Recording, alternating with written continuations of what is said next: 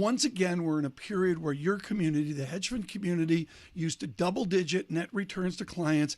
It ain't happening. We're in a single digit with even some negative numbers for hedge funds. How long can the community put up with this underperformance before the money starts walking out the door? I think it's worth taking a second and saying, what is the character of the environment? Agreed. Totally agree. Okay. And then that applies to things.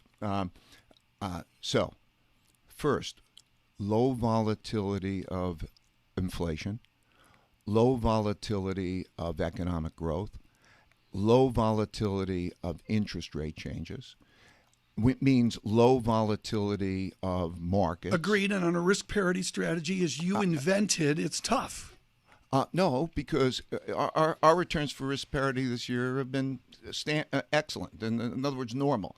And that's because the expected return of equities, the actual return of equities, and the actual return of bonds relative to the return of cash in most asset classes continues to have a premium. The worst asset class you can have is cash, okay? And as long as, and throughout history, the only time that cash hasn't been been the better investment than a diversified portfolio of other assets has been during terrible economic conditions that result in reversals like 2008. So, but let me answer your question in terms of the environment, right?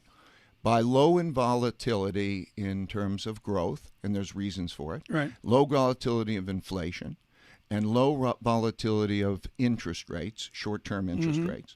We're in a situation that, generally speaking, we have a low volatile environment and we have a low return environment. We have those things for structural reasons. Then Ray Dalio, if Verizon walked in the door years ago and put their faith behind you, I got an SPX back 12 months up 19.8%, the Dow up 28%. That's the pressure the people that admire you face. Because I got straight equities, passive fund, Vanguard killing it. How do you respond to that?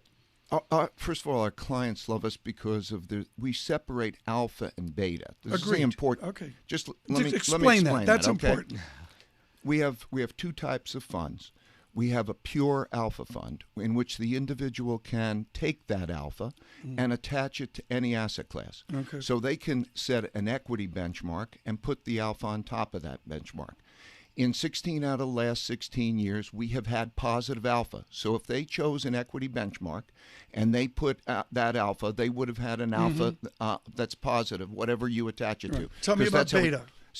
And beta is the structure, the passive portfolio. What portfolio do you want? So we have an all-weather portfolio, which is our risk parity portfolio we described. World acclaimed. Okay, and that is our passive beta. So one can choose what we think is the best beta portfolio. Therefore, there's no alpha. Alpha is the deviation from the benchmark to add more value. So you can have the best beta portfolio, or you can have the what we believe is the best alpha portfolio. So because we've had positive expected alpha in 16 out of the last 16 years, and we've done and had 23 out of the last, now it's less than it has been. Okay. But they don't compare it to equities at the time, right? Because in other words, it's above equities is the way that they look at it. It's up to them to choose whether they want the equity benchmark.